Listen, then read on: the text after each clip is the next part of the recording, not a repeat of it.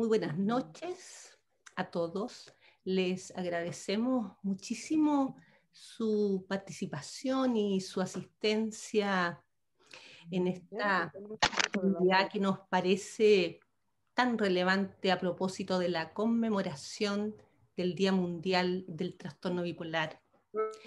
Tenemos un programa que nos parece atractivo, nos parece interesante, nos parece integrador y diverso. Y apuntamos un poquito a eso, hacia la integración, hacia la diversidad.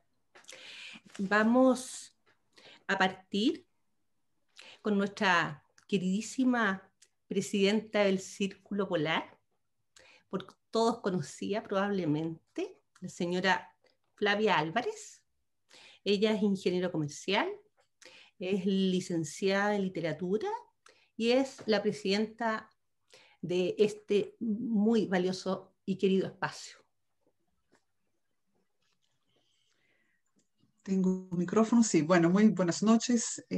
Muy bienvenidos a ese natalicio de Van Gogh. Estamos muy contentos de poder celebrar junto a Sociedad y a Sonepsin. Yo quería traer a esta noche también a otro genio que es a Homero, al griego Homero y a su obra La Odisea. Y quería hacer un comentario de un estudio que fue hecho en 1850 sobre esta obra, La Odisea, en donde un teórico literario se da cuenta que no existe la palabra azul en esta obra.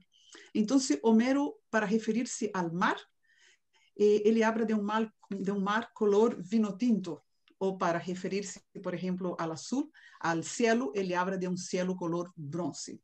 Simplesmente não existia a palavra azul em la Grécia antiga.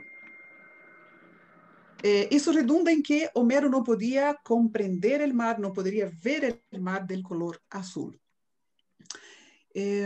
A ver, la realidad en sí misma no la podemos experimentar. Lo que podemos experimentar es una percepción de la realidad. Por eso cada uno de nosotros percibe de forma diferente la realidad. ¿Y qué tiene que ver Homero con nosotros? Bueno, tiene que ver que un paciente o un familiar que debuta en el trastorno anímico bipolar y no tiene las palabras correctas para percibir esta realidad y para lidiar con el trastorno, se va a ver muy frustrado y va a ver de una forma muy negativa y muy errónea el trastorno. Lo que hace la psicoeducación con nosotros es entregarnos las palabras correctas para poder aprender y experimentar esta realidad de una forma más esperanzosa, de una forma más, por decir y por hacer una analogía con Homero, de una forma más azul y menos vino tinto y menos oscura. Nosotros vivimos nuestra realidad con las palabras que vamos adquiriendo. Todos cuando empezamos en el trastorno anímico bipolar, conocemos muy poquito, ¿no? Yo creo que manejamos tres palabras, la depresión, la manía, sufrimiento, pero no manejamos más. Y a medida que vamos expandiendo la conciencia y vamos aprendiendo y vamos psicoeducándonos, vamos pudiendo comprender los conceptos que están envolvidos. Y si podemos comprender bien un concepto, podemos ver mejor y comprender mejor la realidad que nos toca. Por ejemplo, nosotros en vez de hablar simplemente de genética, podemos hablar de epigenética, que tiene mucho más esperanza que solo la genética. En vez de hablar de suicidio, podemos hablar de una ideación suicida, que es muy anterior al suicidio. En vez de hablar de una crisis de hipomanía o de manía o de depresión, podemos hablar de un pródromo, que es la antesala. Y lo más probable es que si estamos hablando de un pródromo, no vamos a llegar a la crisis porque estamos viendo la realidad antes, ¿no? Si estamos hablando de sufrimiento y de caos, podemos aprender a hablar de carta de ánimo. Y así muchas palabras. Podemos hablar de eutimia en vez de hablar de irritabilidad. Podemos hablar de las emociones bien expresadas en vez de hablar de incomunicación. En fin, cuanto más palabras y más conocimiento tenemos sobre nuestro trastorno, mejor vamos a experimentar esta realidad. De forma más azul vamos a verla, y no en los colores más sombríos. Por eso yo les invito a todos los doctores que nos están viendo que insistan y inviten a todos los pacientes y familiares que vengan a psicoeducarse con nosotros y a los pacientes que se atrevan a cambiar el vocabulario, que se atrevan a aprender, a expandir la conciencia para poder absorber este universo con todos los colores azules que él se merece. Eso quería comentar de la obra de Homero y hacer ese paralelo con nosotros. Bueno, nosotros como círculo hacemos un trabajo interno de psicoeducación y aprendemos palabras nuevas de psicoeducación, pero también existe un trabajo externo que lo hace, que lo encabeza nuestro director fundador, Andrés Milano, que tiene que ver con una lucha por mejores condiciones de la salud mental en Chile, que también son otras palabras que tenemos que aprender. Entonces, cuando yo termine de hablar, que ya me toca poco, yo voy a pasar un video y después voy a pasar la palabra a Andrés para que conozcamos las nuevas palabras de este universo de nuestra lucha social. El video que voy a presentar hoy está hecho también por un paciente del Círculo Polar que es publicista. Es un trabajo de mucha calidad, de mucha sensibilidad. Bernardo Lima es responsable por toda la gráfica del Círculo Polar y aprovecho de agradecerle porque ha sido responsable de toda esta campaña que hemos lanzado en redes, que era yo tengo bipolaridad, pero eso no me define. Muchas gracias por escucharme. Voy a compartir pantalla con ustedes.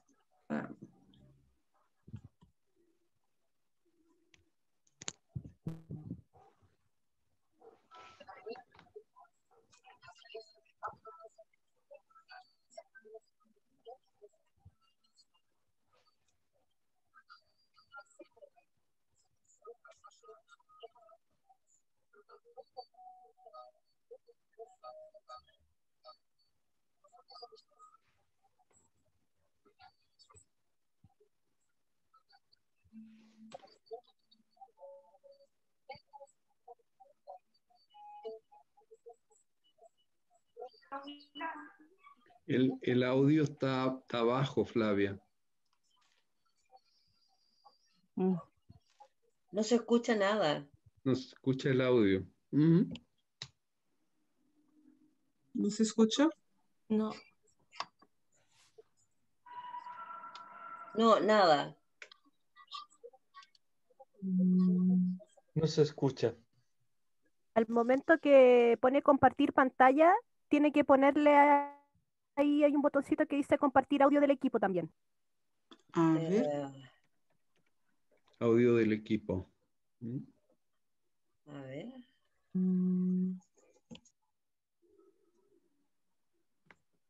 Share sound, ¿será eso? Vamos a ver otra vez. Sí, eso. Vamos a ver si ahora va. En el día 30 de marzo, natalicio del maravilloso Van Gogh, celebramos el Día Internacional del Trastorno Anímico Bipolar. El Círculo Polar, Fundación para Pacientes con Bipolaridad y Depresión, quiere compartir contigo la importancia de esta fecha. Nosotros hemos nacido de la mano de Socitab, la Sociedad Chilena de Trastorno Bipolar. Su presidente, el Dr. Jorge Cabrera, tiene por estrategia terapéutica empoderar a sus pacientes y a los familiares de sus pacientes. Y una de sus herramientas de trabajo más importante es la psicoeducación. La psicoeducación es ese conjunto de informaciones y de nuevas sensibilidades que nos permiten vivir de una forma mucho más grata con nuestros diagnósticos en la salud mental. Mamá. En alianza con Socitab, realizamos un programa anual y gratuito de psicoeducación. Aprendemos la importancia del buen dormir, del deporte y de la adherencia al tratamiento. Aprendemos a asumir y a respetar nuestro trastorno. Aprendemos lo que es un pródromo y a usar una carta de ánimo. Inscríbete en nuestro sitio web y ven con nosotros a empoderarte. Somos muchos y nuestro abrazo es cada vez más fuerte y sanador para todos. No solo nos apoyamos, también luchamos. Luchamos principalmente por aquellos que están más olvidados. Necesitamos más profesionales de la salud mental, más equipos interdisciplinarios y más camas psiquiátricas en la red pública. Necesitamos equidad en la salud privada, que los seguros reconozcan la salud mental sin discriminarla. La salud mental es salud, es vida y es plenitud. Nos unimos con el afán de fortalecernos y de derrumbar el estigma que recae sobre nosotros y sobre nuestras familias. La bipolaridad, la depresión y otras patologías merecen ser bien comprendidas. Un paciente de la salud mental estabilizado es un tremendo aporte para la sociedad. La pandemia va dejando en evidencia lo que ya venía siendo una realidad. Gran parte de la población chilena y mundial sufre de algún trastorno mental. Será necesario mucha solidaridad y empatía para salir de esta crisis planetaria. Date una oportunidad de conocernos, de escucharnos, de aprender con nosotros sobre la resiliencia y la perseverancia, de creer y luchar todos los días por un mundo más sano mentalmente. La Fundación Círculo Polar te espera de brazos abiertos a ti que eres paciente y también a ti que no tienes un diagnóstico en la salud mental. Ven a celebrar al genio bipolar de la pintura, nuestro famoso Van Gogh. Ven a sorprenderte y a descubrir los cielos estrellados, los lirios y los autorretratos de la Fundación Círculo Polar. Feliz Día Internacional del Trastorno Anímico Bipolar.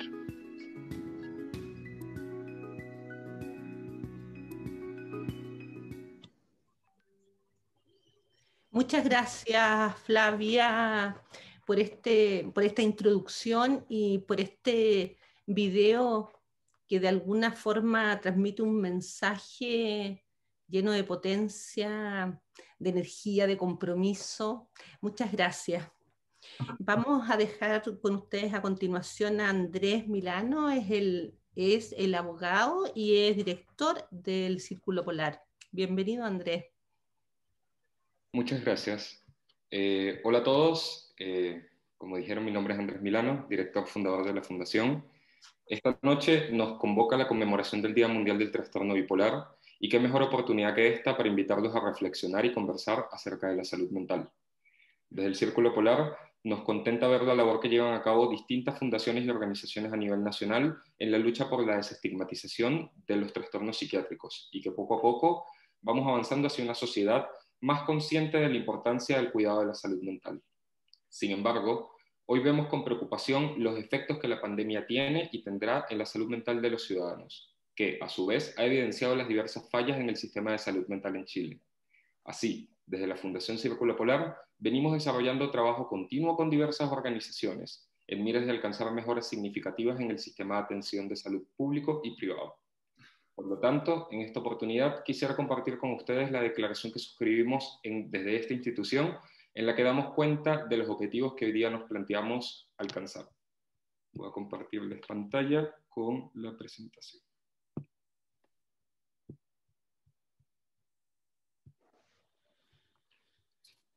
¿La ven? ¿Sí? Sí. Sí. La Fundación Círculo Polar, en asociación con la Red Salud Mental Salud, red de organizaciones científicas, académicas y gremiales, presenta, a través de esta declaración, su iniciativa para cooperar con la abogacía por la salud mental, haciendo énfasis en las siguientes propuestas. Aumento del presupuesto destinado a salud mental en el sistema público y poner término a la discriminación en las coberturas de salud mental por parte de los sectores privados. Nuestra principal misión es convocar a organizaciones de pacientes y familiares que suscriban las dos propuestas fundamentales descritas anteriormente para formar parte de la red Círculo Polar de organizaciones de usuarios de la salud mental, pacientes y familiares, que trabajen en conjunto con la red Salud Mental Salud, y así poder hacer abogacía de manera coordinada y sinérgica. Las dos redes de organizaciones, científicas y usuarios, reconocen la importancia de promover intervenciones terapéuticas y preventivas que cuenten con evidencia científica y, de igual forma, respeten las garantías fundamentales de los pacientes. En el contexto del proceso constituyente que se avecina, la crisis sanitaria actual y las consecuencias económicas y sociales que se manifestarán en los próximos meses y años, nos encontramos ante el desafío de planificar y promover el financiamiento de una respuesta concreta y eficiente en materia de salud mental. La crisis especialmente para el periodo post-COVID, nos convoca de forma urgente a implementar medidas en la línea de las propuestas de la mesa saludablemente. Entonces, necesitamos con urgencia, 1, recibir anuncios claros y comprometidos por parte del gobierno que tiendan a un real incremento del presupuesto destinado a salud mental en los próximos años, de acuerdo a las recomendaciones de la OMS. 2, participar activamente en la revisión de los planes de salud mental que diseña el Ministerio de Salud. 3, reconocer las carencias de recursos humanos en salud mental en los distintos niveles de atención de la red de salud pública y promover la integración de más equipos transdisciplinarios para la atención de pacientes. Y 4, ampliar la cobertura y la capacidad para abordar problemas de salud mental en la atención primaria y secundaria, en los servicios de urgencia y aumentar la disponibilidad de camas psiquiátricas agudas. Por lo tanto, invitamos a todas las organizaciones de familiares y pacientes cuyo foco sea la promoción y desarrollo de labores en favor de la salud mental a que se sumen a esta iniciativa y contribuyamos en conjunto a la desestigmatización de las enfermedades mentales y la adecuación del sistema de atención psiquiátrico público y privado a las necesidades de la población. Suscribe Círculo Polar y se adhieren y respaldan las siguientes fundaciones e instituciones: la Sociedad Chilena de Trastornos Bipolares Xochitap, la Sociedad de Neurología, Psiquiatría y Neurocirugía SONEPSIN, el International Society of Substance Use Professionals Chile Chapter, el Centro de Estudios en Psicología Clínica y Psicoterapia de la Universidad Diego Portales, el Colegio de Psicólogos de Chile, la Asociación Chilena de Estrés Traumático, la Asociación Psicoanalítica Chilena, la Sociedad Chilena de Medicina Familiar, la Fundación Cathy Summer, la Sociedad Chilena de Salud Mental, el Instituto Milenio para la Investigación en Depresión y Personalidad, el Departamento de Psiquiatría y Salud Mental Oriente de la Universidad de Chile, el Núcleo Mileno para mejorar la salud mental de los adolescentes y jóvenes, la Sociedad Chilena de Psicología Clínica, la Fundación Una Escuela para Todos, la Fundación Comunidad Mujer, la Fundación Colunga y la Sociedad de Psiquiatría y Neurología de la Infancia y Adolescencia, SOPNI. Finalmente, quisiera dedicar estos últimos minutos para ofrecer agradecimientos especiales a instituciones y organizaciones que han contribuido con el desarrollo de esta campaña que hemos llevado a cabo. En primer lugar, a la Red Salud Mental es Salud, por su invitación a formar parte de la campaña de abogacía en la salud mental y su respaldo en la labor que desempeñamos como fundación. También a la Xochitap, por su apoyo constante desde el inicio de las funciones de la fundación en el año 2019. A la Fundación Cathy Summer, en alianza con la Red de Equipos de Prevención de Suicidio, por su trabajo constante en la lucha en mejoras en el sistema de salud mental. Y por último, a Factor Estratégico, por su apoyo en la gestión de medios de la campaña que realiza la Fundación. A la fecha, contamos con las siguientes publicaciones y entrevistas. Entrevistas en Radio Maray de Atacama, Radio Santa María de Aysén, Radio USACH de Santiago y CNN. Y en publicaciones en prensa escrita, hemos salido publicados en La Segunda, Presencia Chile, Termómetro Antofagasta, Arica Hoy, Tierra Amarillano Atacama, El Periodista, A Prensa, Ovejero Noticias, El Reportero de Iquique, El Mostrador y El Diario del Maule. Ahora dejo la palabra con el doctor Pablo Salinas, coordinador del Grupo de Trabajo de Trastorno Bipolar de la SONEPSIN. Muchas gracias.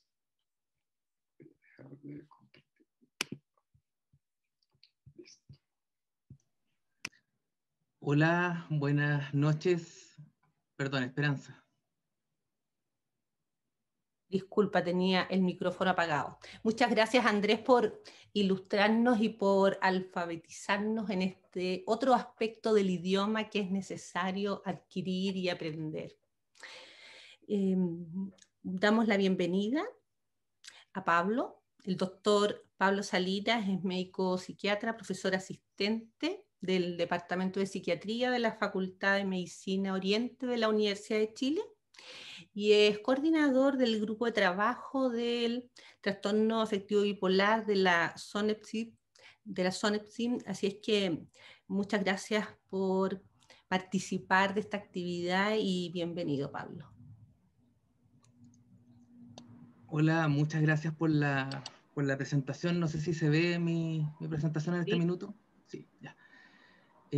Bueno, le agradezco enormemente a Xochitá por habernos dado la oportunidad de tener un espacio aquí para presentar algo de nuestro trabajo.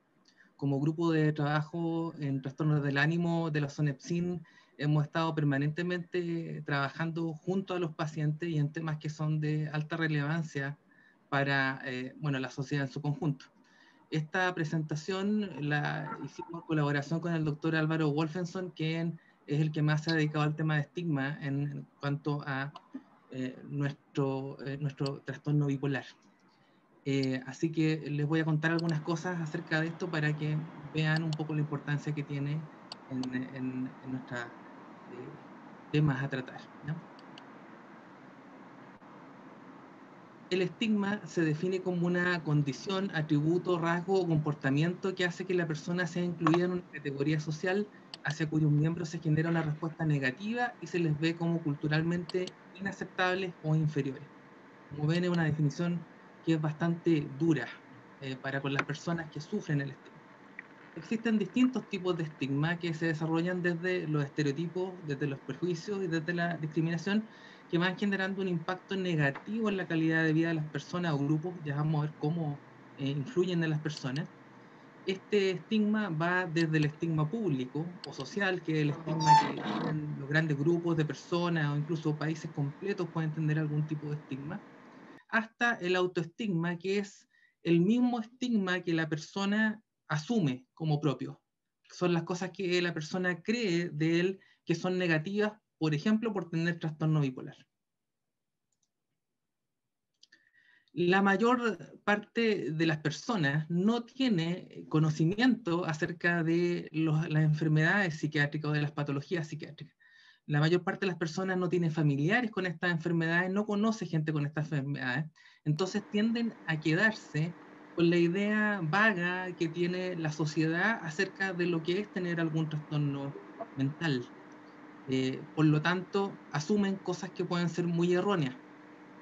Por ejemplo, estereotipos comunes de los trastornos psiquiátricos es que las personas con algún trastorno psiquiátrico son peligrosas, son impredecibles, son poco productivos y tienen además una escasa posibilidad de recuperación. Lo que nosotros sabemos que ninguna de estas cosas es real, digamos. Y es en tanto lo que nosotros tenemos que trabajar como sociedad para ir derribando estos casi mitos. En cuanto a los trastornos psiquiátricos, luego de la esquizofrenia y la dependencia a drogas y alcohol, los trastornos del ánimo son los que generan más altos niveles de estigmatización. ¿Qué sabemos respecto del impacto del estigma en la enfermedad bipolar? Está demostrado que el estigma afecta desde la asignación de recursos para tratar la enfermedad hasta el acceso oportuno a los servicios de salud, retrasando la posibilidad de una adecuada evaluación profesional, diagnóstico y tratamiento. Esto además perjudica la adherencia de los pacientes a sus tratamientos y de la asistencia a los distintos contextos terapéuticos que pueden serles de ayuda. Por lo tanto, el estigma tiene efectos que van en todos los sentidos, desde la misma persona, desde la sociedad, hasta cómo los servicios de salud enfrentan estas enfermedades.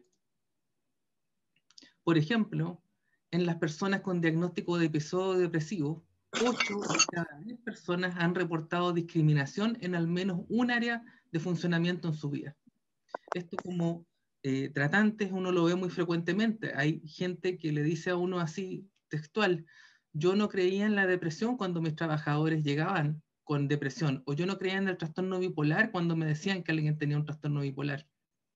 Y que recién, cuando estas personas se enferman, tienen una depresión o tienen un trastorno bipolar, se dan cuenta de que esto es real, de que no es algo inventado, porque ese es otro de los mitos habituales, que estas son enfermedades prácticamente inventadas. En estudios en pacientes con trastorno afectivo bipolar se ha visto que hay una asociación entre un alto score de percepción personal, o sea que la persona percibe mucho estigma, con un bajo score de funcionamiento, o sea que las personas funcionan muy mal con respecto a su enfermedad. Se observó también que un mayor deterioro funcional, es decir, personas que cada vez están más afectadas por la enfermedad, está asociado a este estigma, este autoestigma que tienen las personas, así mismo como haber sido víctima de la estigmatización. ¿qué intervenciones se han planteado para poder paliar el estigma? Por un lado está la educación, por otro lado está el contacto social y la protesta, como pueden ser distintas manifestaciones con respecto a una enfermedad. Acá tenemos algunos casos con respecto a otro tipo de enfermedades. No sé si se acuerdan de la ley Ricarte-Soto acá en Chile, que fue muy comentada y que planteó movilizaciones sociales y marchas incluso. Pero nos vamos a referir un poco más a la educación y al contacto social, que son las que tienen mejor nivel de evidencia. La educación y el contacto social pueden ser a distintos niveles. Por ejemplo, a niveles de pacientes, de familiares, de personal de salud. El personal de salud, aunque parezca increíble, incluye a los médicos también. A veces dentro del mismo personal médico, de médicos generales o médicos de otras especialidades, hay estigma hacia las personas con algún trastorno de salud mental.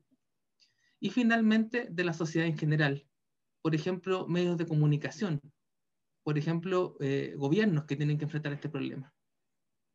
Estos tipos de intervenciones que se pueden hacer van desde la psicoeducación, que quiere decir enfrentar la enfermedad, cómo manejarla, conocerla, saber lo que es tener un trastorno mental, hasta la difusión en medio, llegando hasta actividades que son las de contacto social, que son las que no se ha investigado tanto y que tienen también alguna evidencia de funcionar, que tienen que ver con compartir con personas que pueden tener este trastorno, escuchar historias personales, conocer de sus vidas, o sea, hacer que esta enfermedad o que estos trastornos sean algo más cotidiano para las personas, para que ellas vean que las personas con estos trastornos también pueden ser personas que aportan a la sociedad y ir derribando esos mitos. En resumen, y para ir terminando, se reconoce que el estigma es un fenómeno de alto impacto en el curso de la enfermedad. La falta de conocimiento e ideas falsas sobre la enfermedad producen un aumento en las actitudes estigmatizantes de la sociedad hacia este grupo de pacientes, causando un negativo impacto sobre la autoestima y la calidad de vida. El estigma genera per se rechazo público, más el autoestigma, determinando una tardanza en el acceso y en la consulta en los servicios de salud. Contribuye a una mala evolución clínica y peor pronóstico del cuadro anímico, facilitando la recurrencia y la cronicidad. Finalmente, la educación y las actividades de contacto social son parte fundamental de la lucha contra el estigma. Y aquí es donde se hace un llamado a todos.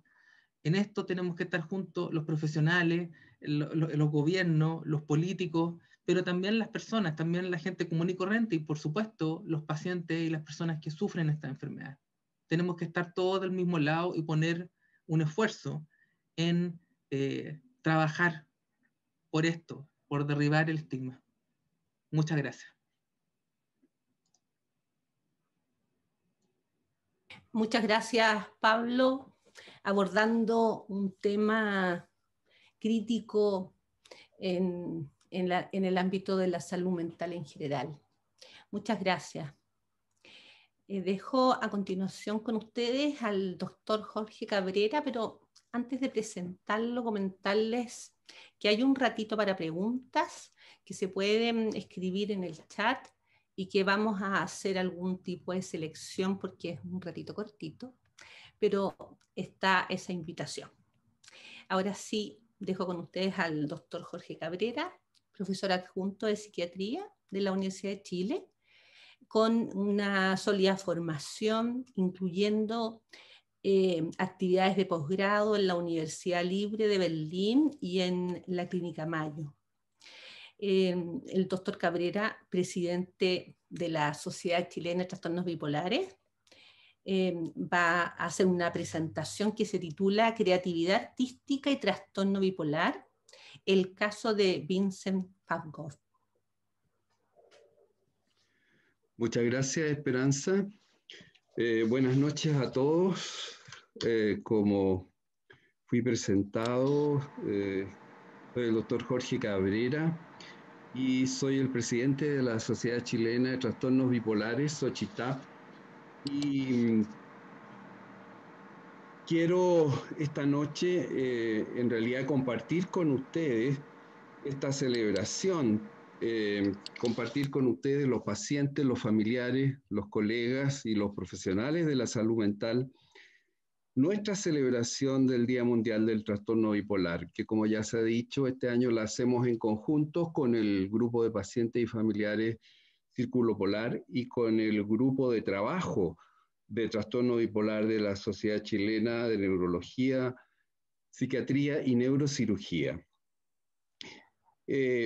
¿Por qué celebramos el 30 de marzo, como el Día Mundial del Trastorno Bipolar? En el año 2014, la Asociación Internacional de Trastornos Bipolares, junto con alrededor de las 30 filiales que existen en el mundo, entre las cuales se encuentra Xochitap, tomó la decisión de instaurar este día por ser el aniversario del nacimiento de Vincent van Gogh, que como ustedes saben, mediante los estudios patobiográficos realizados en los últimos 30 años, se ha llegado a la conclusión que con una alta probabilidad sufrió de un trastorno bipolar.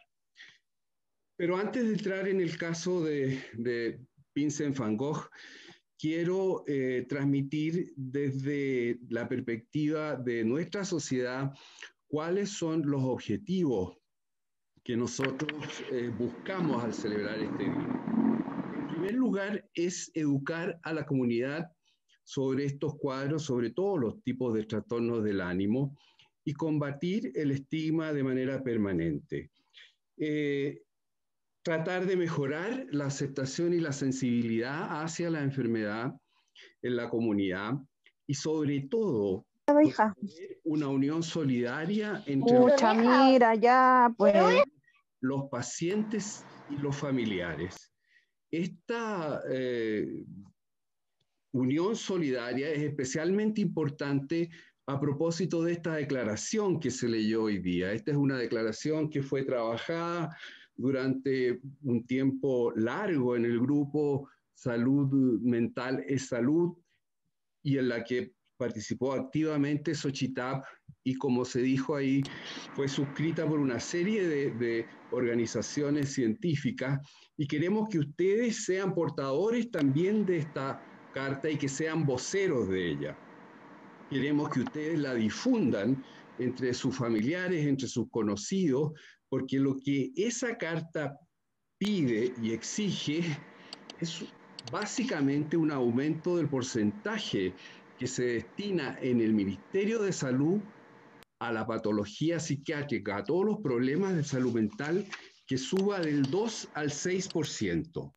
Para poner esto en contexto, ustedes saben que países como Australia, Nueva Zelanda, Canadá, Uruguay destinan el 11% del presupuesto de salud a salud mental.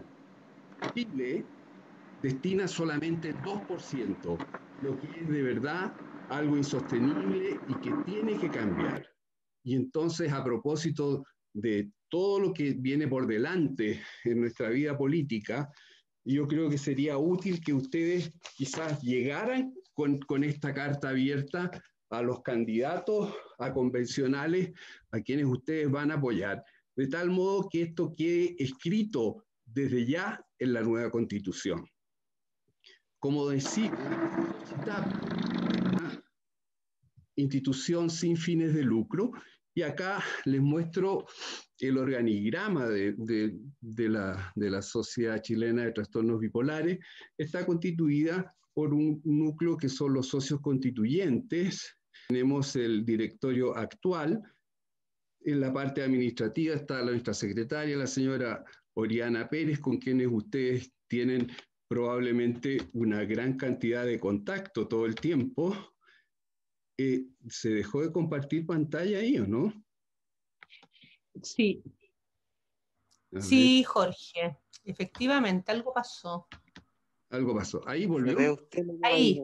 Ya. Ahí se recuperó perfecto. Bueno, y dentro de las actividades, y que al mismo tiempo son los recursos de los cuales ustedes pueden hacer uso, quiero destacar en primer lugar el desarrollo de la página web, que contiene alrededor de 60 textos psicoeducativos. Muchos de ustedes ya lo han visitado, pero les reiteramos la invitación a visitar nuestra página www.xochitap.cl. Los invitamos también a participar en un curso de psicoeducación de 10 sesiones que ustedes pueden ingresar en forma gratuita, que está en la plataforma de cursos. Fue subido hoy día definitivamente, de tal manera que es una novedad. Y para los profesionales, este año nosotros hemos comenzado recién la semana pasada un curso de trastornos del ánimo que consta de 24 clases por los expertos más conocidos en Chile y también del extranjero, de tal manera que todos estos recursos están disponibles y queremos invitarlos a que ustedes lo usen. Aquí está el afiche del curso internacional que, como les decía, comenzó ayer. Hay alrededor de 220 profesionales inscritos, lo cual nos llena de alegría, puesto que esto nos asegura que la calidad de la atención en los trastornos del ánimo va a subir en el país en los próximos años. La página web con los 6 pestañas dedicadas a psicoeducación, y con eso quiero dejar la parte de los avisos. Voy a pasar entonces al tema que quiero revisar esta noche, y quiero señalar que la relación entre trastorno bipolar, trastornos del ánimo en general y creatividad artística es una relación que ha sido estudiada desde hace bastante tiempo. Yo no soy experto en arte, pero sí tengo que confesar que soy un apasionado de todas las artes, en particular de la pintura, de la escultura y de la música, de la cual soy un músico aficionado. De tal modo que esto es algo que ha estado ligado a mi vida desde la adolescencia. En esta primera diapositiva les quiero mostrar la gran cantidad de escritores y poetas que con mucha probabilidad tuvieron un trastorno bipolar. En rojo están los que para mí son mis favoritos, desde luego que hay un sesgo ahí, pero todos los que están en el listado son tremendamente importantes. Señalar a Friedrich Hölderlin, el poeta alemán Emily Dickinson, Charles Baudelaire, el francés, de los novelistas Joseph Conrad, Ralph Waldo Emerson, bueno, Hemingway, Hermann Hesse, Émile Zola, y entre los compositores una pléyade enorme dentro de la música inglesa, John Dowland, el famoso compositor de la oud y guitarra, Georg Friedrich Händel, un alemán avecindado y posteriormente nacionalizado inglés, Gustav Mahler, Schumann, Violeta Parra, para los más jóvenes, Kurt Cobain, Emily Maguire, y desde luego dentro de los artistas, nuestro Vincent van Gogh, Paul Gauguin y Edvard Munch. Entonces, lo que voy a tratar de mostrarles esta noche, cuál es el vínculo que existe entre la creatividad, en este caso de Vincent van Gogh, y el trastorno bipolar. Y vamos a comenzar el viaje por la vida de Vincent van Gogh en Holanda. Vincent nació en la ciudad de Zindert y fue el mayor de 6 hermanos. Su padre fue un pastor luterano, un hombre muy austero, pero luterano calvinista, es decir, de las ramas como más estrictas dentro del protestantismo. Una familia de origen humilde y que tuvo la desgracia, Vincent, de ser llamado Vincent, igual que un hermano mayor que nació mortinato. Vincent tuvo una vida desde el punto de vista académico bastante irregular y a los 15 años abandonó la educación regular y se va a trabajar con un tío marchante de arte, hermano de la madre, que tenía 2 hermanos más, o sea, 2 tíos más que eran marchantes de arte. Trabaja como aprendiz en La Haya, luego es enviado a Londres y París y es despedido en el año 1976, siendo muy joven, lo que le creó un primer episodio depresivo. Si analizamos su árbol genealógico, vemos como en todas las familias con algún representante con algún cuadro del ánimo, que aquí había una alta carga genética. Su hermana Guillermina, que es la sexta, fue admitida en una institución psiquiátrica alrededor de los 30 años y permaneció allí hasta su muerte, probablemente una psicosis de tipo esquizoafectiva. Su hermano Cornelius falleció por suicidio y su hermano Teo, su gran protector, mecenas y de verdad su ángel guardián, falleció también por un trastorno depresivo monopolar. Es decir, 4 de los 6 hermanos tenían alguna de las formas de los trastornos del ánimo. Como decíamos, Vincent nació en Zindert y él tuvo el siguiente peregrinaje a lo largo de la vida.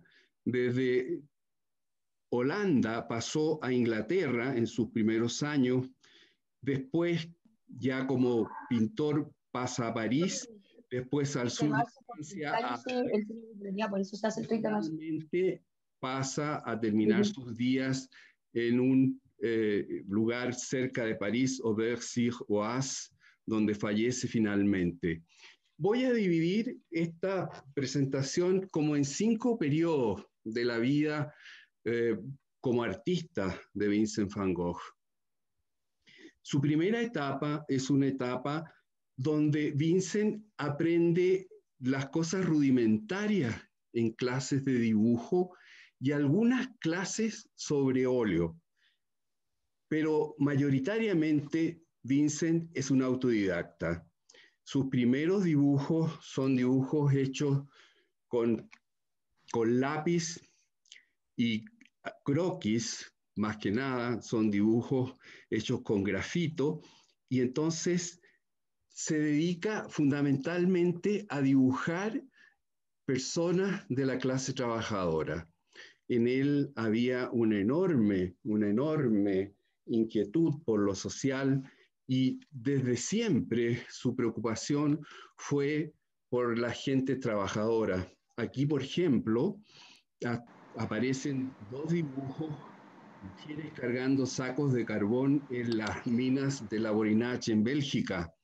Acá estas otras mujeres con los sacos en la espalda, trabajos rudos en los cuales él permaneció alrededor de 1 año. Se dice que Vincent allá en Bélgica regaló todos sus bienes, es decir, había una enorme conciencia social y vivía muy austeramente en una pieza tratando de hacer algún tipo de proselitismo religioso. Él tuvo la intención de convertirse en pastor, pero fue rechazado en los institutos bíblicos por no saber latín. Sigue esta primera etapa, como ustedes ven, con una paleta de colores muy oscura, donde predominan el café y el negro. Acá Vincent dibuja a gente pobre esperando en las afueras de un local de una lotería estatal. Hombre arando, una mujer sembrando. Una inquietud enorme por todo lo que tenía que ver con la clase trabajadora. Hasta que luego de un enorme trabajo y de una gran cantidad de bocetos y de dibujos de cada uno de los rostros que aparecen en este cuadro. Este cuadro es considerado una de las obras maestras de Vincent, que es, por así decirlo, una expresión muy tosca, burda, ruda de una familia comiendo una cena con papas y con una taza de café. Cada uno de los rostros que aparecen acá fueron estudiados por Vincent y tiene todos bocetos de él.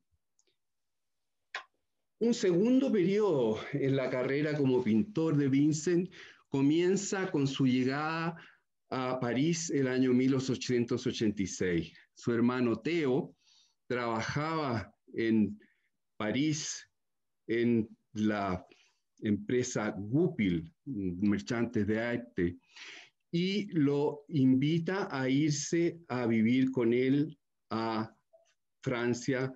Llega a París y en París toma contacto con los impresionistas. Descubre ahí el color y esto queda contrastado en estos dos autorretratos. Si ustedes se fijan, el de la izquierda es un retrato hecho mientras vivía en Holanda, donde lo que predominan son los tonos café, los ocres, y al lado derecho una paleta de colores absolutamente distinta. Se dice que allí conoció la teoría del color, ya que estaba muy en boga en esa época, y se le abre un mundo enorme, pero siempre en una línea absolutamente autodidacta e individual. Es decir, él no pasa a pintar como los expresionistas, sino que pasa a desarrollar un estilo propio. Antes de irse de París, en esta segunda etapa, él pinta este cuadro de su estimado proveedor de lienzos y pintura, Pere Tanguy, donde hace en el fondo toda una serie de grabados japoneses de los cuales él se había aficionado. En esa época los grabados japoneses eran muy populares y de bajo costo en París. Eran imágenes de escenas campesinas, de mujeres bailando, en fin, de geisha. Y entonces hace este dibujo donde él retrata de una manera absolutamente original a este buen hombre. La visión que nos transmite es la de un gran sabio, como una especie de Buda, ¿no? El Pere Tanguy prácticamente le regaló todos los utensilios. Theo pagaba algo de los lienzos y de las pinturas, pero la mayor parte de su provisión fue regalada por el padre Tanguy. Por lo tanto, él le regala este retrato antes de filar rumbo a Arles. Acá está toda esta teoría de los colores, donde los colores complementarios, si se acercan hacia el centro, se hacen mucho más brillantes, y es lo que él comenzó a explotar en ese momento. Cansado del frío y de París, decide irse al sur de Francia y viaja en tren hasta Arles, en la Provence. Su idea de ir al sur de Francia era en busca del sol, probablemente. Esta es una interpretación nuestra, pero probablemente tenía que ver con eso. Dejar la Holanda sombría, oscura, sin sol. París igual, en invierno es muy sombrío. Y en esta búsqueda del sol, entonces finalmente llega a Arles con tan mala suerte que cuando llega a Arles, el invierno se prolonga por muchísimo tiempo y nevó los meses de febrero, marzo y abril, lo cual es muy inhabitual. Pero finalmente llega la primavera y Vincent comienza a pintar los huertos, como este melocotonero a la mano izquierda, y acá a la derecha aparece este almendro en flor. y finalmente va cayendo en un rapto de productividad enorme. Estamos hablando de la primavera del año 1888, la primavera boreal, en donde los estudios posteriores coinciden con que Vincent pasó en ese momento una fase de hipomanía. Llega el verano y pinta este cuadro, que es un cuadro del cual él estuvo muy orgulloso. Llegó a decir que este mataba a todos los anteriores que él había pintado, y de verdad es un paisaje que tiene la reminiscencia de los paisajes de los pintores holandeses.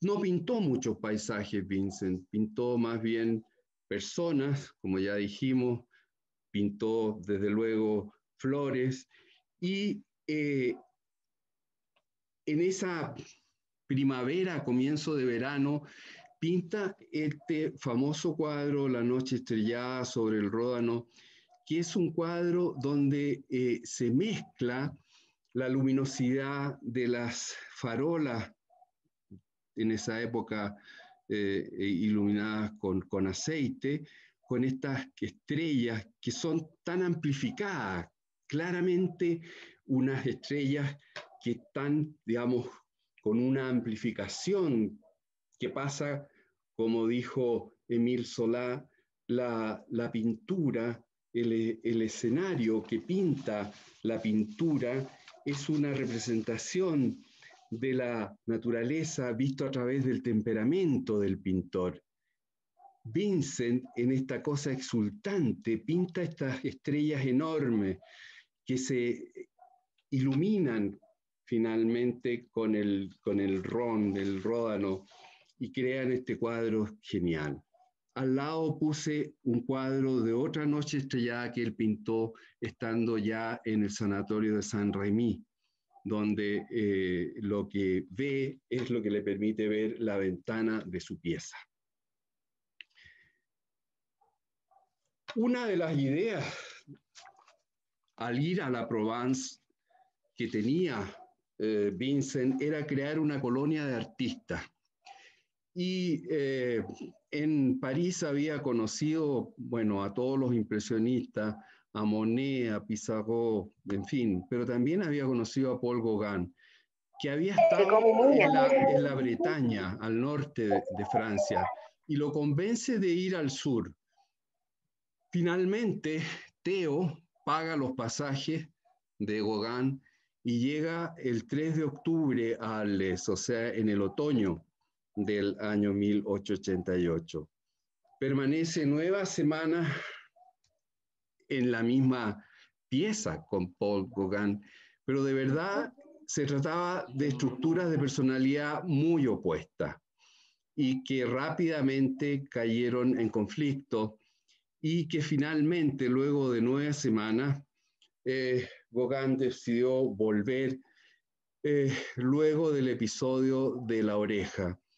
El corte de la oreja se cree que fue en un momento de discusión entre los dos artistas, donde él se sintió muy defraudado por Gauguin, y en un estado de desesperación y de impulsividad se corta la oreja y la envuelve en un paño y se la va a regalar a una de las prostitutas que solía él visitar en Arles.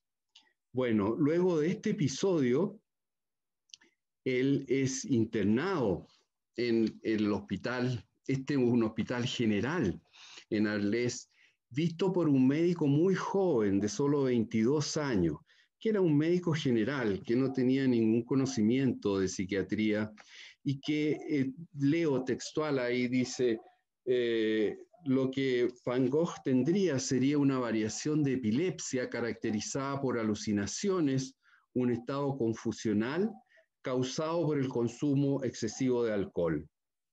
En París, Vincent había abusado mucho del alcohol y del absinte, la famosa bebida que era muy popular entre los artistas, lo cual sin duda causó una serie de problemas psiquiátricos, y fue la interpretación que le dio al doctor Rey.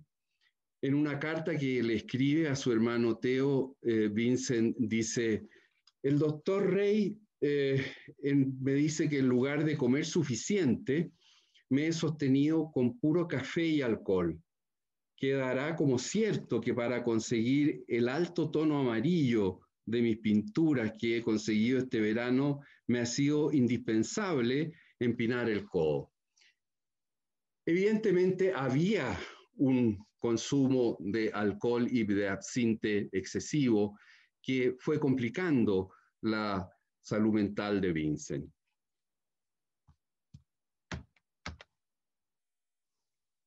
Estando ya en el hospital en Arles, Vincent otra vez escribe a Theo.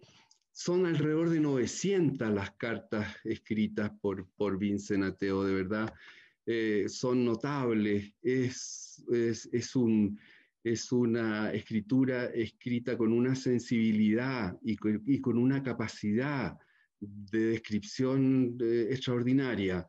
Es un gusto leerla. Yo les recomiendo que las lean, tan disponibles en internet todas las cartas que le escribió Theo, bueno, y las que le escribió a Theo y las que Theo también le escribió a él. Dice, estando ya dentro del hospital, él pinta este cuadro y le dice: esta es la verdad. Un cierto número de personas de aquí ha dirigido al alcalde, creo que se llama un tal Tardíe, una nota en la que había como 80 firmas, señalándome como un hombre indigno de vivir en libertad o algo por el estilo. El comisario de policía o el comisario central entonces ha dado la orden de que me volvieran a internar. Ya podrás suponer, le dice, hasta qué punto ha sido esto para mí como un mazazo en pleno pecho, cuando he visto que había tantas personas aquí que eran lo bastante cobardes como para meterse en gran número contra un solo pobre hombre enfermo. Efectivamente, la segunda hospitalización fue pedida por la gente de la comunidad en Arles. En el periodo, digamos, en que él está en esta primera hospitalización, sale de alta. Sin embargo, él no se sentía bien, se sentía muy confundido y él decide ingresar en forma voluntaria al Hospital San Pablo en Saint-Rémy, alrededor de 40 o 50 kilómetros de Arles. Y esto es preparado minuciosamente por su hermano Theo, que consigue 2 piezas dentro del hospital.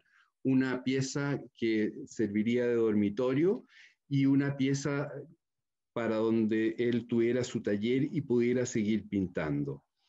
En este hospital, el doctor Urpar acierta un poco más en el diagnóstico. Dice, se trata de un paciente con 6 meses de manía delirante, luego de la mutilación de su oreja izquierda.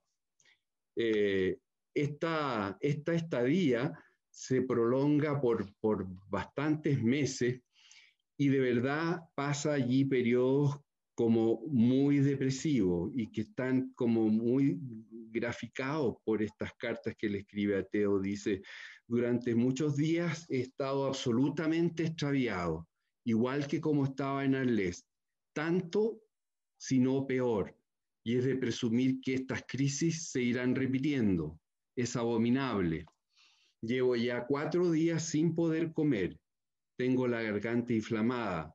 Si te cuento estos detalles, supongo que no es porque me guste quejarme, sino para probarte que no estoy en estado de ir a París.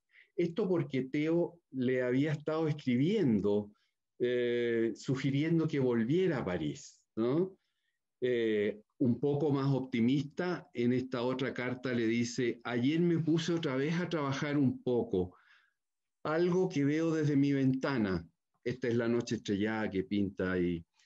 Veo un campo amarillo en plena labor, la oposición de la tierra labrada violácea con la faja de rastrojo amarillo, fondo de colina. El trabajo me distrae infinitamente, más que cualquier otra cosa, y si pudiera, cuando ya me sienta bien, dedicarme de lleno con toda mi energía, sería probablemente el mejor remedio para mi enfermedad. Es muy consciente que está pasando por periodos depresivos una y otra vez.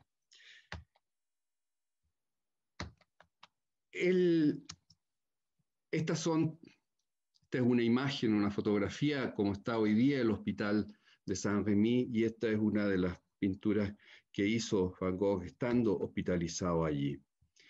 En el otoño boreal, septiembre de 1889, cae en un nuevo estado depresivo y dice: la melancolía me invade muy a menudo con gran fuerza. Cuanto más se moraliza la salud y más capaz siento la cabeza de razonar fríamente, más me parece una locura, una cosa totalmente contra la razón pintar, que nos cuesta tanto y no reporta nada, ni siquiera el precio de costo. Es importante señalar que Vincent en vida vendió un solo cuadro que es un paisaje pintado en Arles, que es una viña en otoño, luego de la vendimia, y que fue comprado por una persona familiar de la mujer de Theo, ¿no? Es el único cuadro que vendió en toda su vida. Sin embargo, luego de la muerte de Vincent, la hermana, que guardaba alrededor de 17 cuadros, vendió para pagar la hospitalización de su hermana Guillermina. Y Ana, la hermana mayor, en una de las cartas le dice un poco con sorna: bueno, en realidad yo nunca pensé que iba a vender nada, pero mira cómo ha resultado, que esto que pintó Vincent ha servido para pagar la hospitalización de nuestra hermana. Sale de ese episodio depresivo y en otra carta dice: la salud va muy bien, salvo a menudo mucha melancolía, pero me siento bien, mucho mejor que este verano, ya está mejor que cuando venía aquí, ya está mejor que en París. Finalmente, Theo, a sugerencia también de Pizarro, convence a Vincent de mudarse desde el sur de Francia a esta ciudad, Auvers-sur-Oise, donde existía esta clínica de este doctor Paul Gachet, que era un médico rural, homeópata y alópata, y también pintor aficionado, que, en fin, gozaba de bastante prestigio, digamos, por haber tratado a otros artistas. Entonces, finalmente se traslada en mayo de 1890 a esta ciudad, evaluado por el doctor Gachet, quien dice que tiene un caso de intoxicación aguda por solventes y por el sol del mediodía. Vincent, que tenía una agudeza enorme en conocer a los seres humanos, lo diagnosticó rápidamente al doctor Gachet, y en una carta que le escribe a Theo le dice: he visitado a este doctor Gachet, que me pareció un tanto excéntrico, pero su experiencia como médico le debe mantener balanceado de sus problemas nerviosos que sufre, los que me parecen tan serios como los míos. Y de verdad, Gachet era un hombre que tenía una melancolía galopante. Estando ahí pinta dos retratos de Gachet que de verdad son impresionantes. Cómo es capaz de graficar la melancolía en la cara de Gachet. En otra carta, Theo le dice: he hecho un retrato del doctor Gachet con una expresión melancólica, que bien podría parecer una mueca a quienes lo vean. Es un hombre triste, pero amable, y aún así clara e inteligente, como muchos retratos deberían hacerse. puse acá al lado derecho el famoso cuadro de Albert Dürer sobre la melancolía, que de alguna forma toma algunos elementos de allí. Dice en otro momento, hoy volví a ver al doctor Gachet y voy a pintar en su casa el martes en la mañana, luego cenaré con él y después vendrá a ver mi pintura. Él me parece muy razonable, pero está tan descorazonado con su oficio de médico rural como yo con mi pintura. O sea, realmente fue capaz de entender y de hacer el diagnóstico de lo que pasaba en el alma de Gachet. Entonces le dije que con mucho gusto cambiaría oficio por oficio. En otra carta le dice, por cierto, me parece tan enfermo y aturdido con algunos años como tú y yo, pero de mayor edad. Bueno, esta estadía en Auvers-sur-Oise termina abruptamente en un episodio donde hubo bastante polémica por un tiempo, puesto que el arma no se había encontrado, y hubo polémica porque en un momento se pensó que un par de adolescentes quizás podrían haberle disparado, pero finalmente la conclusión de los patólogos fue que fue un suicidio, y este es el último cuadro pintado por Van Gogh donde aparecen ahí una serie de cuervos, en donde se ha dicho que sería casi un presagio de lo que él pensaba hacer. Este es el diario francés que cuenta la muerte de Van Gogh. Voy a terminar la presentación revisando la gráfica vital de la cual hemos insistido tanto en todos ustedes, me refiero a los pacientes y a los familiares, que la dibujen, porque es un ejercicio muy importante para conocer el cuadro y sobre todo para tenerlo como un documento si ustedes van a otro especialista, si ustedes van a otro psiquiatra o a otro psicólogo. Es mucho más gráfico el llevar la carta de vida, toda la gráfica vital, que les ahorra 2 o 3 sesiones. Esta gráfica la muestro con permiso de Willem Nolem. Willem es un amigo, él es holandés también, y él hizo un estudio, voy a hablar de ese estudio un poco más tarde, pero esta gráfica la hizo él. Y lo que muestra acá es desde el año 73, ¿no? Acá abajo está las oscilaciones del ánimo, la eutimia al medio, la manía hacia arriba, la depresión hacia abajo, y aquí hay graficada uno episodio depresivo, aquí un episodio de hipomanía, coincide con el periodo en que se torna muy religioso, ¿ya? El año 78, 79, 82, todo esto es en Holanda todavía, ¿no? Aquí otro episodio depresivo, aquí un cuadro mixto, aquí una hipomanía, ¿ya? Dice periodo de cartas confusas, ¿no?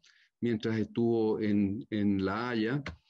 En el año 83, 84, aquí 1, 2, 3, 4 episodios depresivos, la llegada a París del año 1986, y los últimos años de vida del 88 al 90, una seguidilla de episodios depresivos, ¿no? Que finalmente terminan con el intento de suicidio y su muerte. El estudio que Willem Nolem hizo fue un estudio que juntó a 3 historiadores del arte expertos en Van Gogh el año 2015. Revisaron alrededor de 900 cartas y muchos documentos legales y les aplicaron el instrumento de evaluación diagnóstica del DSM-4, el SCID-1, que es la entrevista clínica estructurada.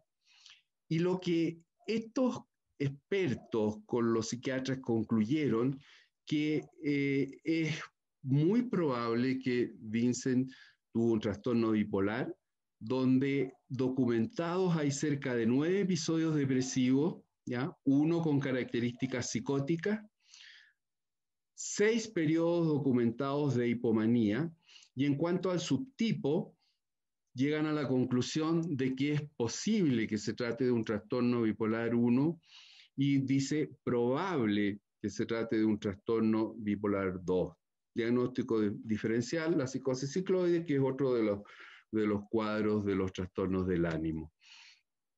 En cuanto a los trastornos comórbidos, hacen el diagnóstico de una dependencia al alcohol, posible, dice, ¿no?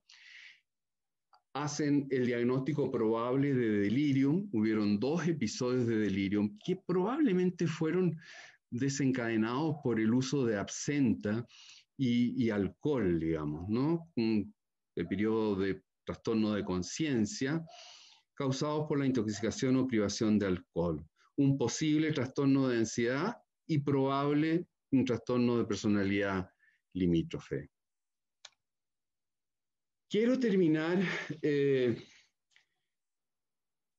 leyendo un par de frases que de verdad a mí me parecen muy sobrecogedoras.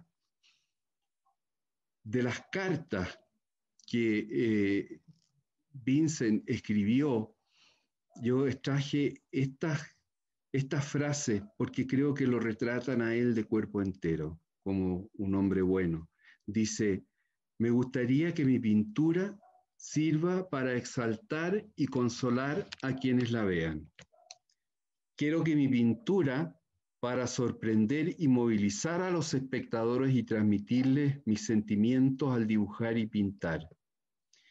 Y esta frase que a mí realmente me emociona, dice: quiero crear en mi pintura una naturaleza más exultante y consoladora que la de la simple mirada a la ligera nos permite.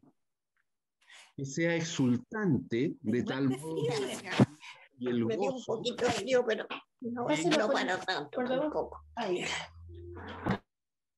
exultante de tal modo que la alegría y el gozo llegue hasta las personas y les permita ir más allá de sus límites y que vean lo que no han podido ver y que consuele a las personas que han tenido pérdida.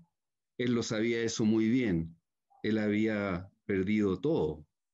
Había perdido la posibilidad de convertirse en pastor, había perdido, en fin, la posibilidad de vincularse en forma profunda. Entonces sabía muy bien lo que eran las pérdidas. Que consuela a las personas que han tenido pérdida, a quienes la vida les ha negado aquellos que han deseado.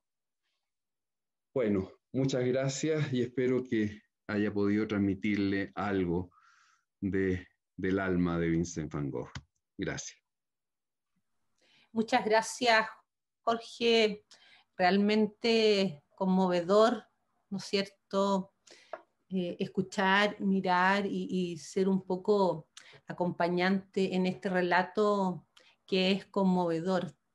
Y yo creo que claramente el objetivo que perseguía como pintor ha trascendido a través de los siglos y entonces eso ya es maravilloso. Tenemos un pequeño espacio de preguntas y partir comentando que en el chat hay muchas felicitaciones, así es que muchas gracias por eso, a propósito de la conmemoración del Día Mundial y de la actividad tanto de la Xochitap como del Círculo Polar. Hay algunos espectadores, uno de Bolivia, otro de Puerto Rico, así es que de a poquito vamos ahí avanzando a través de las fronteras, por lo menos no físicas porque no es el momento, pero sí virtual. Pablo, hay algunos comentarios, varios, que mencionan la relevancia del estigma y cómo el estigma puede ser percibido incluso en el contexto familiar, donde de alguna forma, o hay un asistente comentaba que eventualmente hay un nivel de información más alto, pero que probablemente pese a alguna información un poquito más intensa, se puede eventualmente sentir también esa vivencia de estigmatización, incluso en el contexto familiar. No sé qué podrías comentarnos tú a propósito de tu experiencia. Sí, yo creo que muy buena pregunta, muy atinada, porque es cierto que la resistencia en cuanto al diagnóstico de trastorno bipolar no son solamente de la sociedad, digamos, desde afuera, sino incluso pueden estar dentro de la misma familia, lo que lleva a plantear que tiene que haber un trabajo con las familias de los pacientes bipolares. Es ideal que cuando se hace el diagnóstico siempre se trate de hablar con los familiares, sobre todo con los más cercanos, con el entorno que vive con esa persona. En algunos lugares, digamos, no en todas partes, hay algunos sistemas que son mejores que otros, pero se hacen reuniones con familiares, se crean grupos también de familiares en algunos centros, por ejemplo, centros públicos como los COSAM, organizan grupos de familiares de pacientes con trastorno bipolar, lo que ayuda muchísimo al conocimiento de la enfermedad. Un pequeño dato, en general se ve que las familias donde hay más conflicto interno, que tienen más peleas entre ellas, donde hay peleas porque tú hiciste esto, que tú hiciste esto otro, o le estás echando la culpa a la enfermedad, generalmente en esas familias los pacientes sufren más número de episodios depresivos o incluso maníacos durante un año. Así que está medido eso, digamos. O sea, el trabajo con los familiares es muy importante. Ahí se habla de la psicoeducación familiar.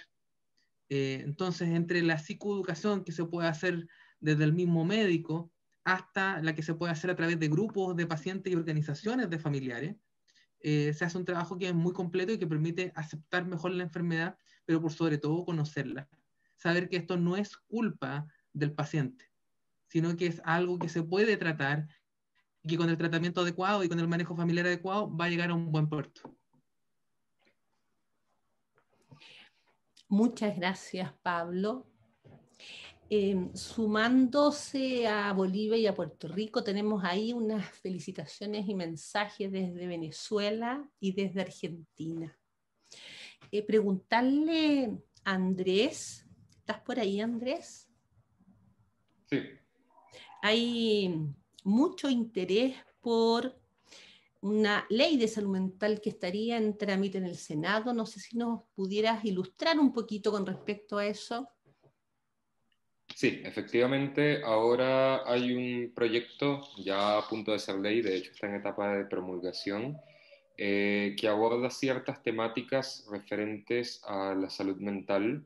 En mi opinión personal no es lo suficientemente integral como para poder hablar de una ley completa, pero obviamente eso está sujeto a un análisis más profundo por parte de la Fundación para poder emitir una opinión más institucional. Pero efectivamente esta ley aborda particularmente los temas del consentimiento de los pacientes y los procesos de hospitalización en camas críticas, principalmente, psiquiátricas.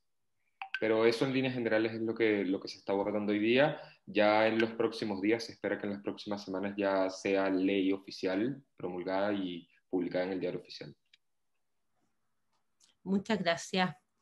Flavia, hay algunas consultas con respecto a cómo introducirse a un diálogo directo entre pares con la enfermedad bipolar. ¿El círculo polar de alguna forma constituye un espacio donde eso se hace una realidad concreta? Sí, nosotros tenemos varios grupos funcionando. Ahora en pandemia se funciona por WhatsApp.